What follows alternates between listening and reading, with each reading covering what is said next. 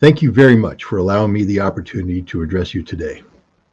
I speak to you from the steps of the Lincoln Memorial, a place of history filled with gravitas worthy of the task we have set for ourselves at this time in our collective history.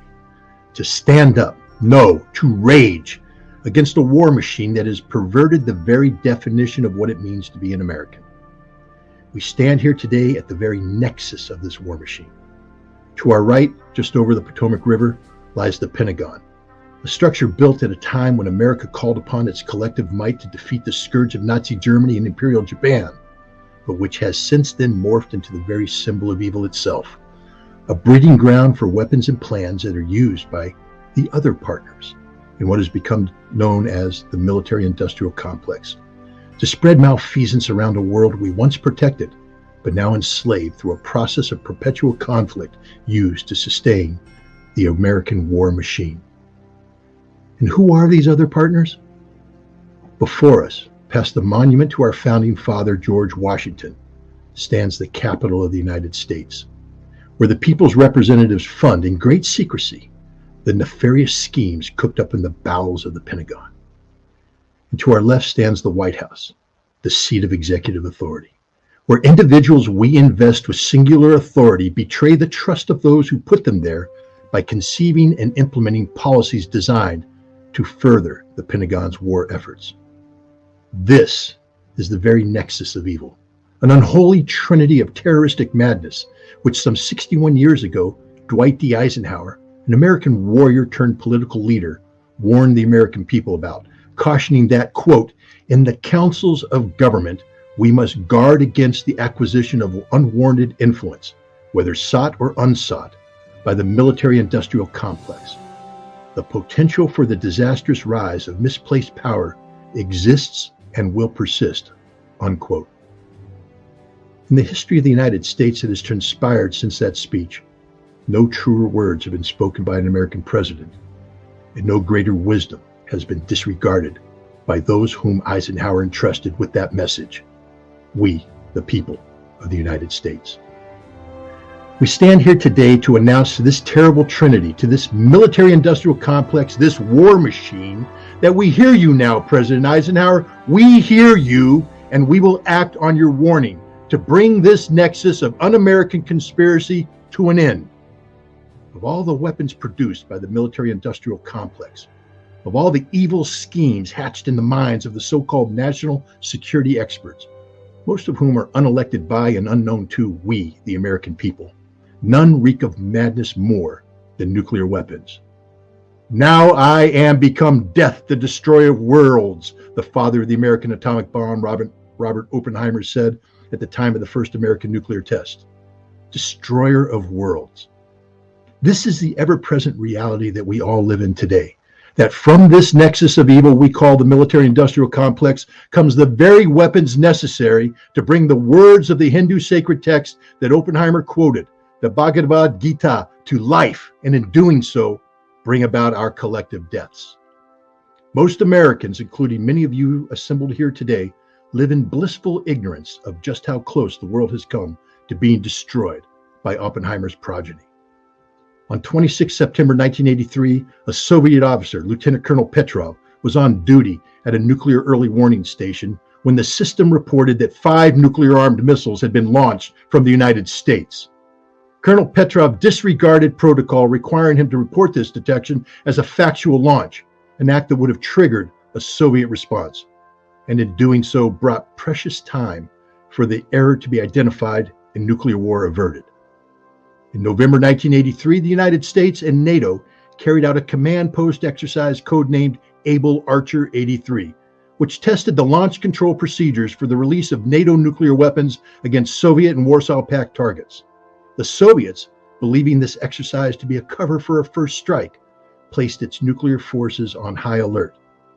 Later, the CIA assessed that the Able Archer 83 exercise brought the US and Soviets closer to nuclear conflict than at any time since the Cuban Missile Crisis of 1962.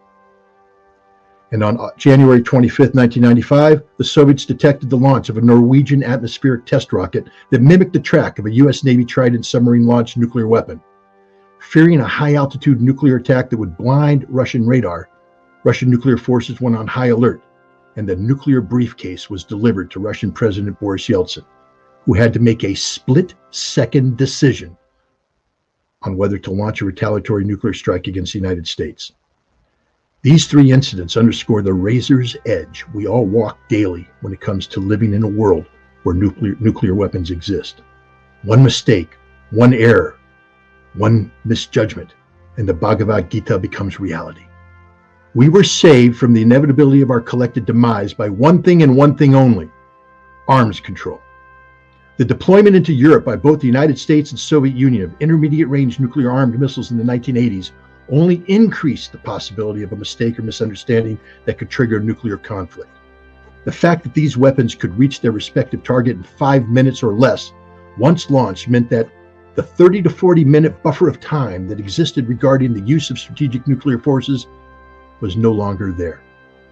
To put it more starkly, if it were not for the implementation of the Intermediate Nuclear Forces Treaty in 1988 that eliminated these new and dangerous weapons, the January 25, 1995 atmospheric rocket incident would more than likely resulted in a general nuclear war, simply for the fact that Boris Yeltsin would not have been denied the luxury of time to decide whether or not to launch his missiles.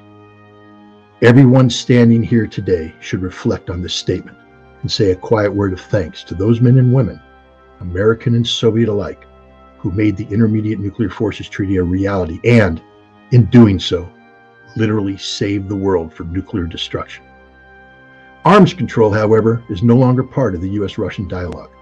The American war machine has conspired to denigrate the notion of mutually beneficial disarmament in the minds of the American public, instead seeking to use arms control as a mechanism to achieve unilateral strategic advantage. When an arms control treaty becomes inconvenient to the objective of American global domination, then the war machine simply quits. America's record in this regard is damnable. The Anti-Ballistic Missile Treaty, the Intermediate Nuclear Forces Treaty, the Open Skies Treaty, all relegated to the trash bin of history in the cause of seeking unilateral advantage for the American war machine. In a world without arms control, we will once again be confronted with a renewed arms race where each side develops weapons that protect nothing while threatening everything. Without arms control, we will return to a time where living on the edge of the abyss of imminent nuclear annihilation was the norm, not the exception. The war machine has allowed the principal position of peaceful coexistence regulated by mutually beneficial treaties governed by the time-tested maxim of trust but verify to be replaced by a new posture defined by a war machine that uses nuclear weapons, that uses the nuclear weapon establishment and the billions of dollars it costs to maintain it annually as a means of buying off politicians at the expense of the population our government is sworn to protect.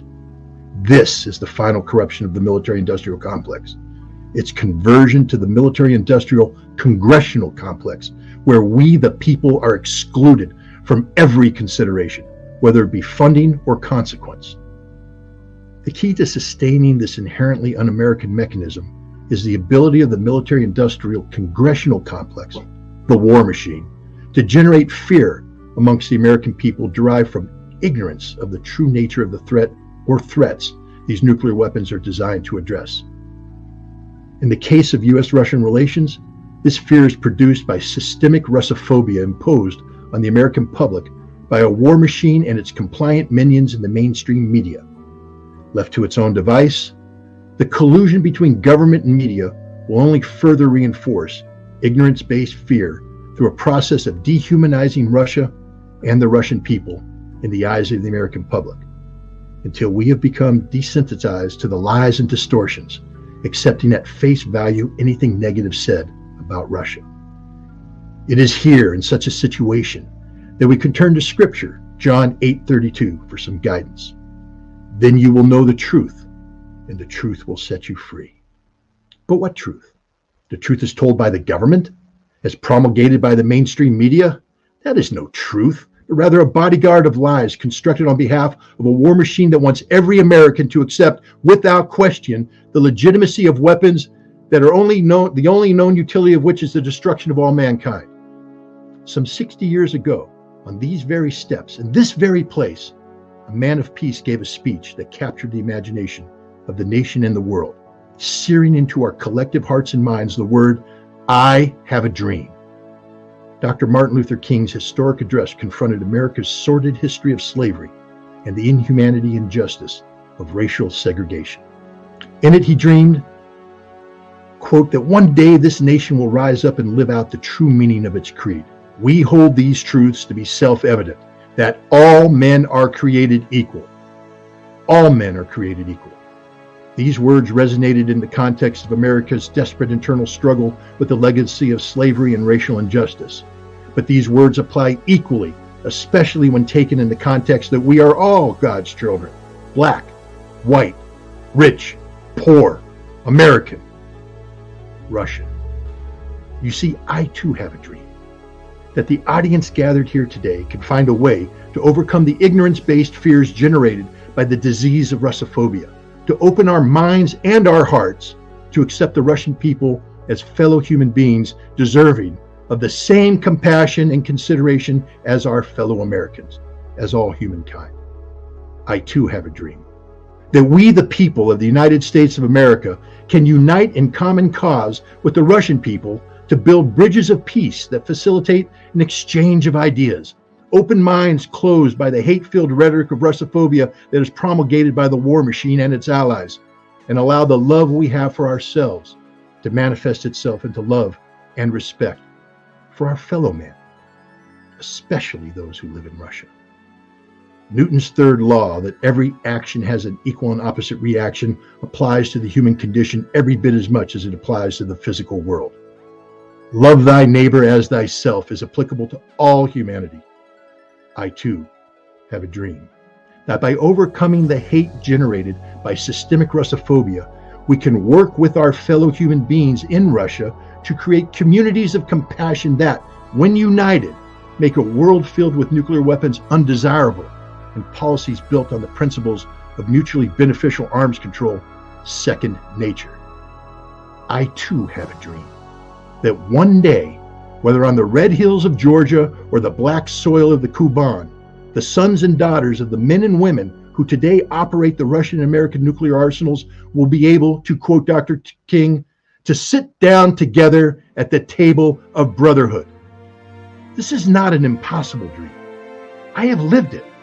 I once was corrupted by the hatred that comes from fear generated by the ignorance about the reality of those whom I was trained to kill. But then I embarked on a remarkable journey of discovery, facilitated by the implementation of the very same Intermediate Nuclear Forces Treaty that ended up saving humanity from nuclear annihilation, where I came to know the Russian people not as enemy, but as friend, not as opponent, but colleague, as fellow human beings capable of the same emotions as myself, imbued with the same human desire to build a better world for themselves and their loved ones, a world free of the tyranny of nuclear weapons. I too have a dream that the people gathered here today will join me on a new journey of discovery, one that tears down the walls of ignorance and fear constructed by the war machine, walls designed to separate us from our fellow human beings in Russia, and instead build bridges that connect us to those we have been conditioned to hate, but now, for the sake of ourselves, our children, and our grandchildren, must learn to love. This will not be an easy journey, but is one worth taking. This is my journey, your journey, our journey, where we will embark literally down the road less traveled. And yes, it will be the one that will make all the difference. It will take us, as Dr. King once cried out from these very steps, to the prodigious hilltops of New Hampshire, the mighty mountains of New York, the heightening Alleghenies of Pennsylvania, the snow-capped Rockies of Colorado, the curvaceous slopes of California, to every hill and every molehill of Mississippi. This is an American journey, a journey of Americans united in the cause of peace and justice, in a world free from the tyranny of nuclear weapons. Our numbers will grow from 2,000 to 20,000, from 20,000 to 100,000, and from 100,000 to 1 million or more. And who knows, maybe in June of 2024, on the anniversary of the 1982 gathering of 1 million people in New York City's Central Park, where they rallied in favor of nuclear disarmament and an end to the nuclear arms race, we can come together and send a similar message to the war machine. 1 million people or more demanding that their government act in a manner that preserves and protects the lives and future of all Americans, of all humanity. The 1982 rally set in motion events that led to the implementation of the Intermediate Nuclear Forces Treaty in 1987, a treaty that literally saved the world from nuclear destruction. I too have a dream that together we can harness the same energy, the same vision, the same passion as those who have gone before us and create a movement of people united in the principles of peace that will lead to a future arms control agreement between the United States and Russia that will preserve our collective futures. There will be forces that will try to disrupt us, to dissuade us, to destroy us. We cannot allow ourselves to be intimidated. We must not go gently into that good night, but instead rage against the dying of the light. Rage against the war machine. Rage, so that together we may breathe life into the words of President Lincoln inscribed on the memorial behind me, to do all which may achieve and cherish a just and lasting peace among ourselves and with all nations. Let us get to work. Thank you. To all units, proceed to your post assignments. All units, proceed to your post assignments.